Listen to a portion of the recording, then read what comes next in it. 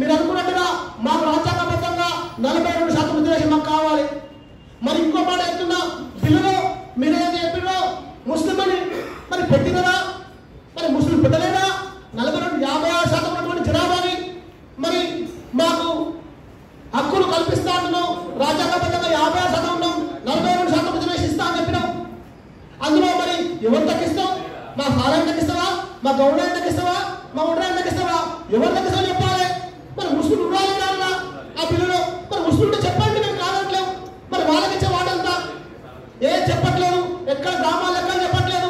కేవలం కూడా మతపరంగా కొంతమంది వ్యతిరేకిస్తామంటున్నాడు. మరి మతపరంగా మేము వ్యతిరేకం కాదు, మేము సామాజిక వికార కులాలం, బహుచరులం, సంచారదాతులం, ఉత్పత్తి కులాలం, సేవా కులాలం. మేము కూడా మమ్మల్ని ఎందుకు అన్నదానం చూస్తారు?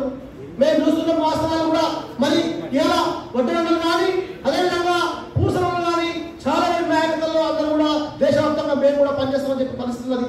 ఏమైనా చెప్తున్నాం, మరి కొంతమంది నాయకులు చెప్తున్నారు, బీసీ నాయకులు మేమే పెద్ద నాయకులం, మాకే పెద్ద రైట్స్ ఉంటాయి, మేము గొప్ప నాయకులు అని చెప్తున్న పరిస్థితి అనిపిస్తుంది.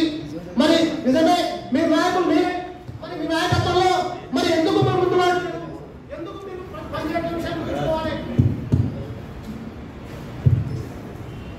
మీరు నాయకులు చెప్తున్న నాయకులు బీసీ సంఘాలతో రోజుకు పప్పం పెట్టుకున్న నాయకులు ఎవరైనా కావచ్చు.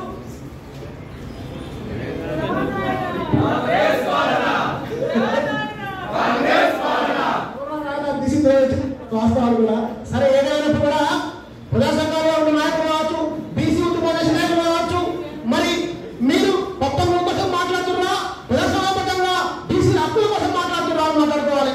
ఆనాడు తెలంగాణ ఉద్యమంలో మరి కేసీఆర్ నాయకత్వంలో గొంగళ పురుగు ముద్దులంతా అని చెప్పి కేసీఆర్ గారు మరి తెలంగాణ సాధించుకున్నాడు. అలాంటి నాయకత్వం ఉన్నప్పుడు మరి మరి ఎవరి కోసం మాట్లాడుతున్నారు, ఎవరు మాట్లాడుతున్నారు వాళ్ళ జ్ఞానం ఉండాలి. జ్ఞానం లేకుండా వ్యక్తిగా దూషిస్తే ఉద్యమాలు తారుమారవుతాయి, ఉద్యమాలకు మేమే గొప్ప అని చెప్పుకునే పరిస్థితి అనిపిస్తున్నది. మేము చెప్తున్నాం, ఇప్పటికీ మీకు సిగ్గుంటే సోయుంటే ఖచ్చితంగా ప్రజాస్వామ్యబద్ధంగా ప్రజావంతంగా బీసీలకు నారాలి, ప్రజాక్షేత్రంలో పోవాలి. విద్యార్థులు ఇప్పటికి వస్తున్నా విద్యా ఉద్యోగ బిల్లు అని చెప్పినాం. విద్యా ఉద్యోగ బిల్లు కూడా 7 లక్షల కూడా అక్కడే ఉన్నది. ఆకలి పోరాటం కావన్నా కూడా తీర్చాల్సిన అవసరం ఉంది. ఆకలి పోరాటం తీర్చకపోగా ఏం చెప్తున్నా అంటే నువ్వు ప్రశ్నించేవాడిని మరి వెలేస్తున్నావు. వెలేస్తే కాదు కలేసుకుంటూ వస్తుంది. ఖచ్చితంగా సామాజికంగా వెనుకబడిన కులంతో పాటు సమాజ కులంతో పాటు ఖచ్చితంగా మనందరం కూడా కలిసి పనిచేయాల్సిన అవసరం ఉంది. ఇలాంటి నాయకత్వాన్ని గౌరవించకపోతే రాబోయే రోజుల్లో సంఘ పరిష్కారం ఓడేస్తారో ప్రజలు అవకాశం వచ్చినప్పుడు గుర్తిస్తారు. అవసరం వచ్చినప్పుడు కళ్ళు నాల్చి వాదన నిజం. ఎందుకో నేను గొప్ప అని వద్ద కాదు, నువ్వు గొప్ప అనడానికి కోసం ఇంత పనిచేసే నాయకులు కలుపుకోవడం కూడా అవసరం అని చెప్పి కూడా తెలియజేసుకుంటూ, అదేవిధంగా తెలంగాణ జాగృతి మరి యూపీఎఫ్ మరి సమక్షంలో జరుగుతున్న ఉద్యమాల నేపథ్యంలో ప్రభుత్వం చెల్లించకపోతే మరి రైలు చెప్పినాం. ఖచ్చితంగా రైలు కూడా ఆర్డినెన్స్ తెస్తా అని చెప్పింది. ఆలోచించడం ఇప్పటికి కూడా ఆగుతున్నాం కాదు, రైలు ఆగలేదు. రైలు ఆగలేదు ఖచ్చితం. అదేవిధంగా తెలంగాణ రాష్ట్రంలో మరి కవితమ్మ గారు ఆనాడు బాబాసాహెబ్ అంబేద్కర్ గారి ఆశయాలంటే బహుజనులు బడుగులైన వర్గాలకు హక్కులు లేవే. ఆ హక్కుల కోసం పోరాడే నాయకుల కోసం అసెంబ్లీలో విగ్రహం పెట్టమని పోరాడినటువంటి నాయకురాలు కవితమ్మ గారు. అలాంటి నాయకురాలు ఈ రోజు మరొకసారి మరి బహుజనుల కోసం పోరాడేందుకు సంసిద్ధులై ఖచ్చితంగా 72 గంటల పాటు దీక్షకు పొందుకోవడం కూడా మరి బహుజన ఉద్యమంగా తీసుకుంటున్నా. రాబోయే రోజుల్లో దేశవ్యాప్త ఉద్యమాలను కూడా నాలుగు పద్ధతి చెప్పి కూడా మనం గుర్తు చేసుకోవాలి.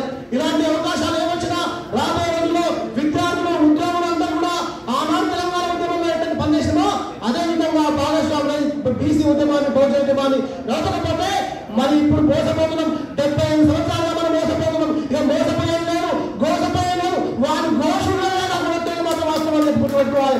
వారి ఘోషణలో కానీ మన ఉద్యమాలలో పాస్ కావాలి, మన పిల్లలు రావాలి అనే విషయాన్ని కూడా గుర్తుంచుకొని రాబోయే రోజుల్లో నాతోటి కుల సంఘ నాయకులకు మరి అన్ని కుల సంఘ నాయకులు అందరూ కూడా కలవకుండా ఉండాలి. ప్రభుత్వాన్ని చెప్తున్నాం, మీరు అఖిల పక్షం ఏర్పాటు చేయండి. ఎందుకంటే అఖిల పక్షంలో ఈ బీసీల కోసం మాట్లాడే నాయకులను కలుపుకుపోయి మీరు మాట్లాడితే బాగుంటుంది. రాజ్యాంగబద్ధంగా బిల్లు లేకుండా రాజకీయం కోసం బిల్లు చేస్తే మాత్రం ఖచ్చితంగా అవమానాలు ఉంటాయి. అది బీసీలకు అవమానించడంతో పాటు వాళ్ళ ఆకలి కూడా ఆత్మహత్యలు కూడా కాపాడే అవకాశం ఉంది. కాబట్టి ప్రభుత్వం వెంటనే సమస్యల పరిష్కారం కోసం పూనుకోవాలని చెప్పి కూడా కోరుతున్నాం. కాబట్టి కాంగ్రెస్ పార్టీ బీజేపీ నాయకులు 2 విషయం గుర్తుంచుకోవాల్సిన విషయం ప్రజలు గుర్తిస్తున్నారు. ఖచ్చితంగా మీకు ఏ మాట చిత్తశుద్ధి మాత్రం ఖచ్చితంగా మరి ఆ బిల్లును వెనువెంటనే మరి తేవాల్సిన అవసరం ఉందని చెప్పి కూడా మనం డిమాండ్ చేస్తా ఉన్నాం. కో